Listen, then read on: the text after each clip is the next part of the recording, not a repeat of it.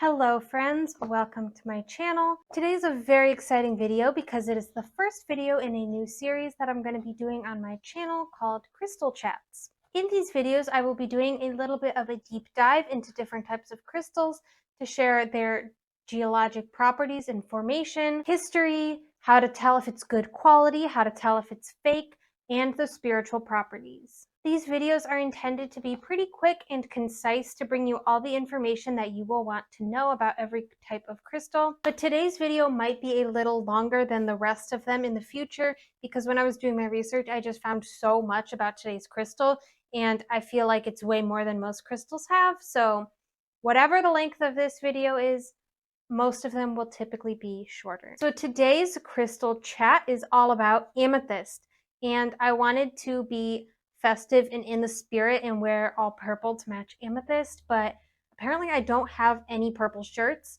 so hopefully purple makeup and kind of purple hair will be sufficient. In fact, I think it would kind of be overkill if I was all purpled out. So from here on out on this channel, I will be trying to post new videos every single week, not only crystal chats, but also other fun content. So be sure to subscribe so you don't miss out on future videos, and comment down below which crystal you would like to see me deep dive into next. So let's get into it. I have my notes here.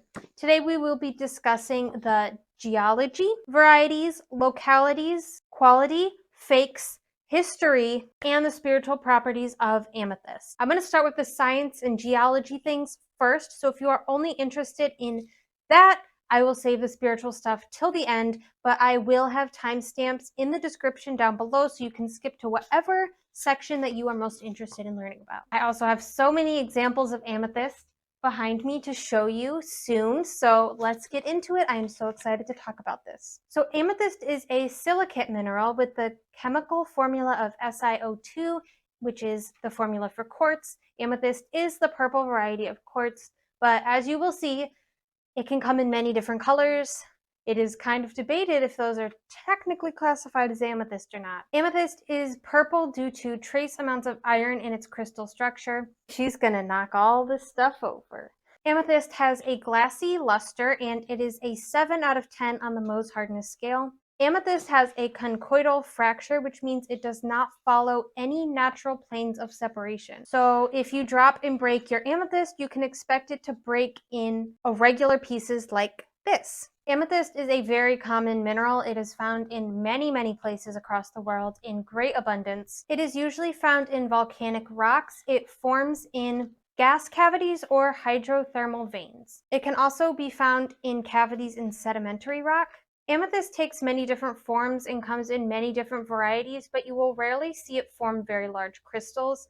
The most common type I think that we're all used to seeing is the geode form, which is druzy, which is the little crystals. Something you may often find in an amethyst crystal is called a phantom. A lot of other crystals also form phantoms, and people will ask, what does that even mean? Phantoms show a former growth stage within the crystal. You can often see under the surface of the crystal, typically at the point, you can see lines or a change in color that mimic the shape of the actual crystal point. Phantoms can be formed from change in temperature or conditions during the growth of the crystal. Phantoms can be very subtle, like just a couple of lines, or they can be huge and super obvious where it looks like a whole entire other crystal is inside of the crystal. They're very cool. Another thing you will see in amethyst crystals, not all of them, is color zoning. Color zoning is the change of color or hue within the crystal that is created during the growth process due to change in growing conditions, such as the temperature or a different mineral appears or runs out during the formation of the crystal. Many minerals actually have zoning, even if you can't see it. It is just usually pretty obvious with amethyst because it's glassy and usually transparent. So if there is zoning, it is pretty obvious. So phantoms in crystals are a type of zoning, but not all zoning is a phantom. Ametrine is an example of color zoning within a crystal that isn't a phantom. I have a super beautiful amethyst here that I will talk about a little bit more later, but I'm not sure if you can tell. It does have a phantom at the top. The point right under the surface, it is clear, but right underneath it, there is another point that is a beautiful deep purple. When it comes to safety and care of your crystals, amethyst is a pretty safe crystal. Amethyst is water safe. However, I will never recommend putting any crystal in water that will be consumed, because even though it won't damage the crystal, you never know if there's minerals in there that can leach into the water. I just never recommend it. Amethyst is safe in salt water for a short period of time. However, if it's left in salt water for a long time, it can corrode or start to break the crystal. It can fade in intense heat or prolonged exposure to sunlight, but if you leave your crystal out in the sun for a short period of time, it's going to be okay. I've left my crystals in the sun before and they are perfectly fine. It would have to be a pretty long time or some pretty intense heat for it to cause serious color change or damage to the crystal. So it's perfectly fine to give your amethyst a rinse, a saltwater bath, leave it out in the rain to cleanse or in the sunlight, whatever you prefer. Just don't do anything too crazy for too long of a time. But amethyst is pretty safe. So now is the time where I get to show you some fun examples of different varieties of amethyst. There are so many different varieties of amethyst that come from all over the world. Here is an example of a chevron amethyst from my shop.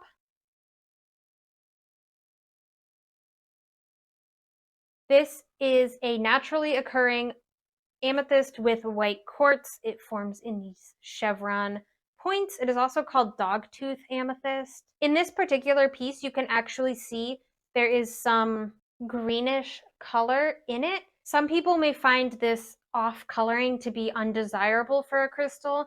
However, this is prasiolite, which is a green quartz that is found within amethyst. It is rarely found on its own and isn't really found in large quantities. Some call it green amethyst, but apparently it's strongly advised that you don't call it green amethyst because that's misleading. So it's technically a green quartz. Here is another example of amethyst with prasiolite from my shop. This is a more of a high quality amethyst because you can see it's more clear.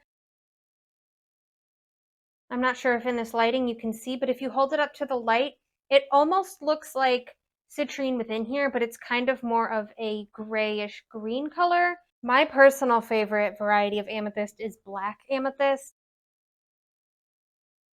I got this beautiful black amethyst piece from Tucson last year. It is so dark. I love it so much. It seems to be pretty debated on if black amethyst is a real thing. It's definitely not fake. It's not man-made. It's not dyed. But can it technically be called amethyst is really the question. And people seem to be pretty split on this when I was researching it. But black amethyst is pretty widely accepted in the crystal community because it's black amethyst. People like to say that it's not technically black. It's just a very dark violet color, which you can definitely see in some pieces. Here's a black amethyst piece I have that is definitely, you can see that it is just a dark violet color and not really black, but some are pretty black. But black amethyst is given its color by inclusions of hematite within the crystal structure. There is also red amethyst. It's not super vibrantly red, but it definitely has a very distinct reddish purple color to it, which can be found in certain areas of the world. I know we just said that green amethyst is not a thing and you can't call it green amethyst, but here is an example of a piece from my personal collection that has a noticeably green tint to it. You can really tell if you put it next to a more purple toned one. Another variety of amethyst is called ametrine, which is the mix of amethyst and natural citrine. This is a natural occurring mix, and like I said earlier, is a good example of color zoning. The next highly debated form of amethyst is pink amethyst. Again, with the can you really call it amethyst if it's not purple? Because amethyst is defined by being a violet version of quartz, but it's pretty widely accepted that this is pink amethyst. Pink amethyst is also formed by hematite within the crystal structure, and pink amethyst is actually a relatively new find. It's kind of only been on the market for a couple of years, and I feel like it's really, really popular right now. I am seeing pink amethyst everywhere. Pink amethyst can also look like this, which has smaller crystals as opposed to the geode with much bigger crystals. Pink amethyst is very, very fragile. I got this piece from Tucson also last year, and I just repaired it. I had to glue the top back on because it broke in transit to me, and the tip is chipped. And all of these geodes are very, very fragile. You may also see terms such as amethyst stalactites and amethyst flowers. Amethyst can form in stalactites. A lot of times you will see these stalactites that are sliced into little slices that look really pretty. Those are called amethyst flowers, and you will also see a different type of amethyst called an amethyst flower because it has a very delicate flowery appearance, and I will include pictures of stalactites and the flowers. Like I said, amethyst can be found in so many places across the world, and typically each locality has very distinct looking pieces, so you may be able to tell where an amethyst is mined just from looking at it. The largest quantities of amethyst come from South America, specifically Brazil and Uruguay. Uruguay has those beautiful deep colored amethyst clusters, and they typically have larger points than other clusters from different countries. In Uruguay, you can find the amethyst stalactites, and black amethyst is mostly from there. Brazil also has a wide range of amethyst, and it is in great abundance. You can find black amethyst there as well, and that's usually where those big, beautiful geodes come from. Here is an example of one of those beautiful, deep-colored clusters. Something like this would also be from Brazil or Uruguay. I love this piece so much. This is in my personal collection, and I just love when it has these big calcite pieces on here. It's my favorite. Amethyst can also be mined from India and Russia, which is where chevron amethyst is found. Amethyst can also be mined in North America, but it's not in huge quantities like you would find it in South America. The biggest mine in North America is Thunder Bay in Ontario, Canada. This is where you'll find some of those beautiful red amethysts. Some very high quality amethyst also comes out of Africa from Zambia and my brain won't let me say this word. Namibia. There's a special type of amethyst that comes out of Namibia. It is called Brandberg amethyst. It is a very special mix of smoky quartz, clear quartz, and amethyst. This beautiful, beautiful piece that I got from the Tucson Gem Show, I believe is also from either Zambia or Namibia. I didn't check because when I bought this, I had thought that all points like this were Veracruz amethyst, which we'll talk about in a second. But I didn't know points like this also came out of Africa. So in my mind, I was like, wow, that's a crazy Veracruz amethyst. It's not a Veracruz amethyst. Argentina is where you will find the pink amethyst that I just showed you earlier. Very beautiful, new find. And Veracruz amethyst. This is an example of a Veracruz amethyst. All of the ones that I have found are very light in color, and they form in these beautiful points and clusters. They're very distinct. You know just by looking at this that this is a Veracruz amethyst. Once you know that there are two different things, the difference between a Veracruz amethyst and an amethyst from Africa, it's very clear. The color is so different. I did get a batch of these from the Gem Show, and I found actually water bubbles within a lot of them, which is really, really cool. I love these pieces. I still have some on my website. And the last variety of amethyst that I'm going to discuss is trapiche amethyst, I believe. Trapiche. Trapiche amethyst is the color zoned amethyst that we were talking about earlier, and I saw some beautiful pieces last year in Tucson. I know I've said it a million times, and it is mined from Brazil.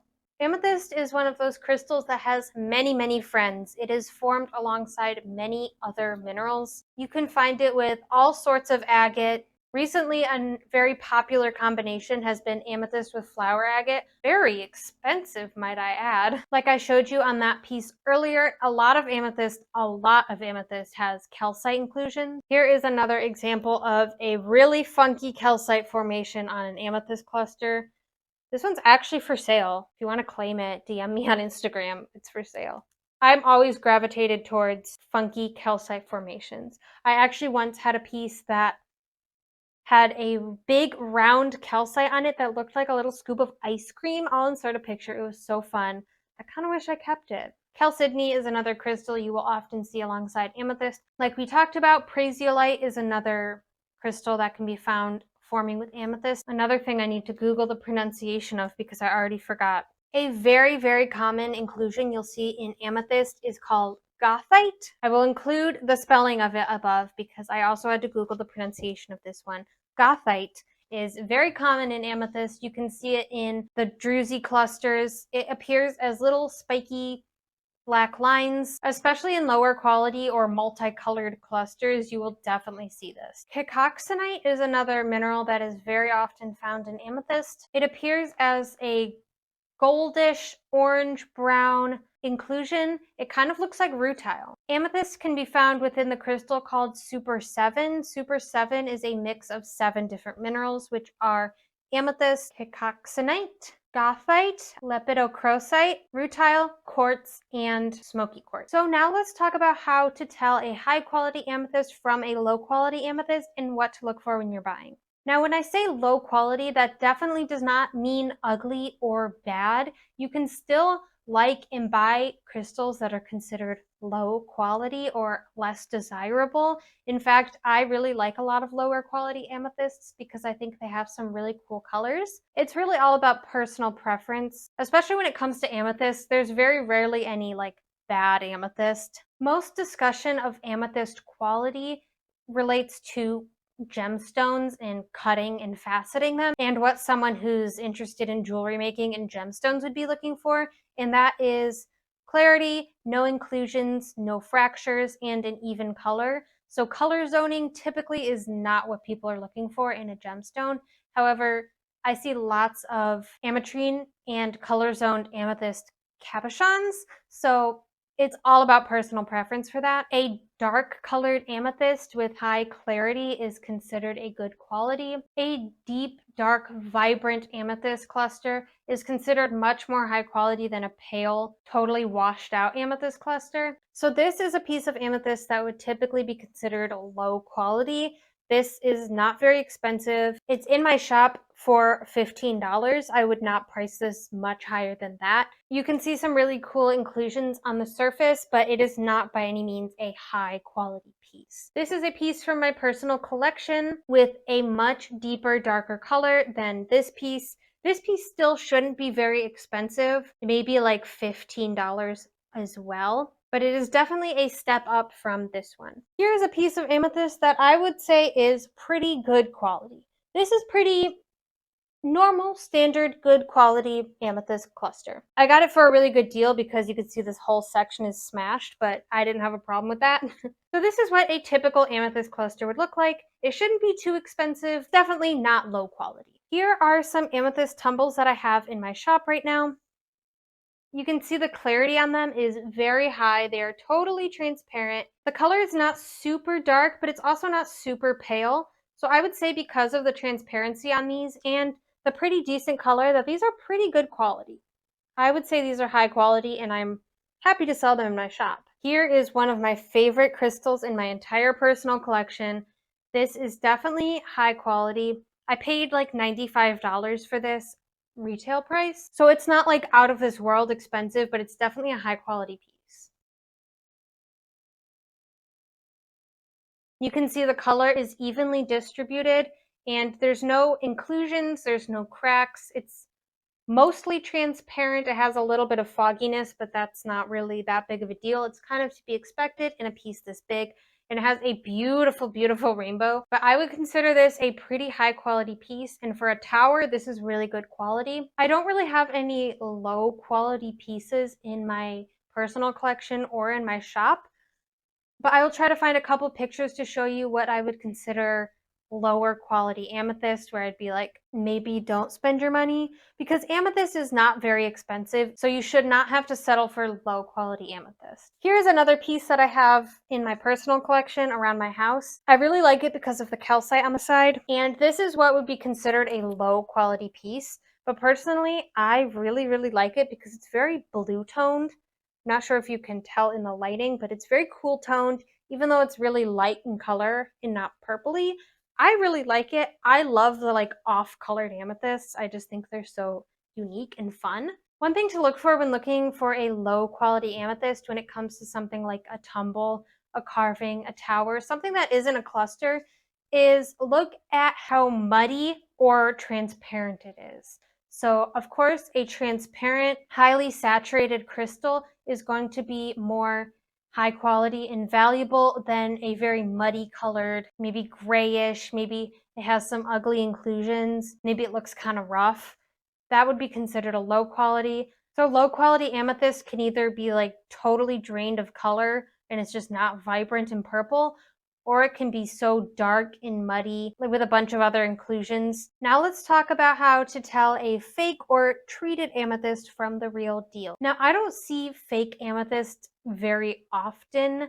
Amethyst is just so abundant that you don't really need to fake it, and it's pretty affordable already, but of course there are a couple things to look out for. I think the most common thing I see for fake amethyst would be dyed amethyst, and I feel like it's pretty easy to spot. It just totally looks unnatural. The color is so evenly distributed, and well, it'll be like blue or green or bright red. If the color rubs off in your hands, that's a good indicator that it has been dyed. Another thing to look out for if you are new to crystals and you are looking for a genuine amethyst, there are lab-grown clusters that may resemble an amethyst. A lot of times they're purple, but they are not amethyst. So watch out for anything that looks like this, okay?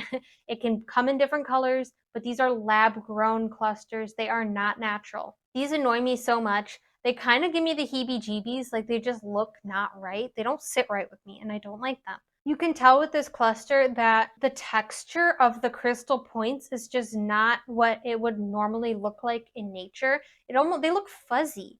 And the thing is, I saw them in person and they all look the same. There's like no variations, there's no inclusions, there's no anything, and they don't even grow like a normal crystal because they're all just like straight up instead of natural crystal formation. So watch out for those. There's also another artificial lab-grown crystal called alunite. I've only really seen it on Etsy. I don't see it very often, so it's unlikely that you'll even encounter this, but it kind of looks like amethyst, but it is also lab-grown, entirely fake. I think the giveaway with these is that every piece of it looks the same. You're not going to find any variations, no inclusions, no imperfections, no personality. They're just going to look all the same. A very, very common way that amethyst is treated is by heating it to turn it into citrine. As with many crystals and gemstones, heating can enhance the color of a stone, but it can also entirely change it. So the color change for amethyst depends on how much you heat it. A lower temperature can just enhance the color, whereas a higher temperature can heat it so much that it turns into citrine or green amethyst, depending on the temperature. I think amethyst is more often faked in gemstone form, or if you buy it from like AliExpress or Wish and you get it in like a little pendant. Anything that is just so super cheap and so uniform and perfect looking and you get it from somewhere weird is probably watch out. I would just say as long as you're buying from a reputable shop and not some sketchy website, you're most likely getting real amethyst because it's not hard to come by. But of course, if you're looking at weird websites, Amazon, Wish, for your crystals, you might end up getting plastic. And if you do get plastic, you'll definitely be able to tell just by touching it. You don't need to do any fancy tricks. Like I said, I don't see fake amethyst very often, but if you do suspect that your crystal is glass or plastic, you can do the scratch test on them. Genuine quartz is a hardness level of 7, and plastic is easily going to be scratched by a genuine quartz crystal, and man-made glass is slightly less than natural quartz. So if you have a piece of natural quartz to use as a reference, you can try scratching the crystal in question, and if it does get scratched by the quartz, it is probably not genuine. Any crystal that is called smelted quartz or smelt quartz or has a very, very wispy dye-looking texture in it is man-made. Smelt quartz is man-made glass. One thing you should keep an eye out for when buying amethyst is a lot of times purple fluorite and amethyst can be mixed up and mislabeled. They can look very, very similar, so make sure you are buying from someone who can tell the difference. So let's get into the history of amethyst because amethyst has been around for a long time. The word amethyst comes from the Greek word amethystos, which means not intoxicated. Ancient Greeks believed that amethyst could prevent you from getting too drunk if you carried it with you. Amethyst jewelry has been found and dated as far back as 2000 BC. An amethyst bracelet was actually found in a chest belonging to King Tutankhamun, along with other jewelry which included crystals. The color purple has long represented royalty and high status. There are many other ancient Egyptian jewelry pieces that have been found containing amethyst and other gems like lapis, carnelian. It was actually reported that ancient Egyptian inscriptions were found at an amethyst mine in Egypt, which is so cool. I'm super interested in ancient Egypt. I love it so much. So I will link those articles that I was reading down below if you want to see more of like ancient Egyptian jewelry with crystals in it and how they found the inscriptions. Ancient Egyptians also used amethyst as protection in protection amulets. Even though amethyst is super common today, in the past it was regarded as very rare and valuable, and it was as sought after as diamonds. So now let's get into the spiritual and metaphysical properties of amethyst. Amethyst is associated with both the third eye and the crown chakras. Amethyst has a soothing energy that is great for calming your mind and releasing anxiety. It helps to clear your mind and remove any negative or chaotic thoughts, and it is great for psychic protection. Amethyst helps you to connect with your intuition and allows for spiritual growth. It promotes transformation and allows you to align with your highest path. Amethyst is great to keep with you if you find yourself in a negative external environment, as it prevents against psychic attack, manipulation, and encourages you to keep your cool even in stressful and difficult situations. Now I'm going to get a little bit into some physical healing benefits of amethyst, but I have to put a big disclaimer here before I get into that. In these crystal chats, I may discuss uses of each crystal for physical healing benefits if applicable. I am never by any means recommending that someone replace their healthcare routine with crystals. I am not promoting people to use crystals instead of medical care. I am not making any scientific or medical claims. I know we're all mature enough here to understand that I'm just stating metaphysical beliefs and not scientific fact. And if you don't believe in these things, that is perfectly fine. You are free to end the video here. You are free to skip forward. We all have different beliefs. I am never going to tell someone that crystals will cure their ailments, but I'm also not going to tell anyone what they can do or what they should believe. I am here to provide you all with the information that I have gathered. I've added this section into my crystal chats because many people ask me for this information. And if people want to know these things, I will provide you with what I know. Especially at my in-person events, people always come up to my booth and ask me what crystal can help with their depression, their anxiety, their surgery, their weight loss, etc., whatever ailment they are having. If you want to use crystals to supplement your medical or health routines and it brings you peace and joy and comfort to do so, then I think that is great. You can feel free to take what information resonates with you and ignore the rest. I just wanted to put that out there because I know it is very touchy to relate crystals to physical healing, and many people don't believe in it, but I know a lot of people are interested in this information, so I will just throw it in there. So because of the origin of the word amethyst, where ancient Greeks believed that it helped prevent against intoxication, people still use it today to prevent against getting too drunk. If you're planning on going out on the town, going partying, throw an amethyst in your purse and maybe it will help you not get too drunk.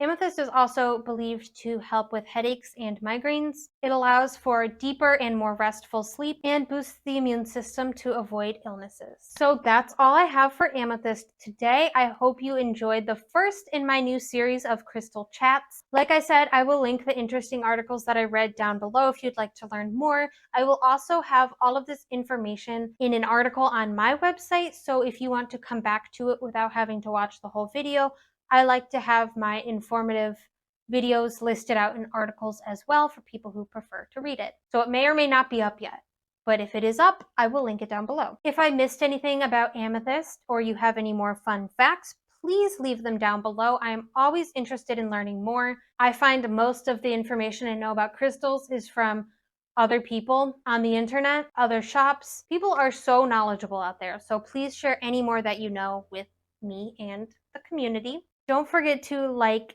the video, please, and subscribe if you are interested in seeing more crystal content, more fun content. I'm going to the Tucson Gem Show very, very soon, and I will be vlogging the experience, so you won't want to miss that if you love crystals. So thank you so much for watching. I hope you have a lovely rest of your day.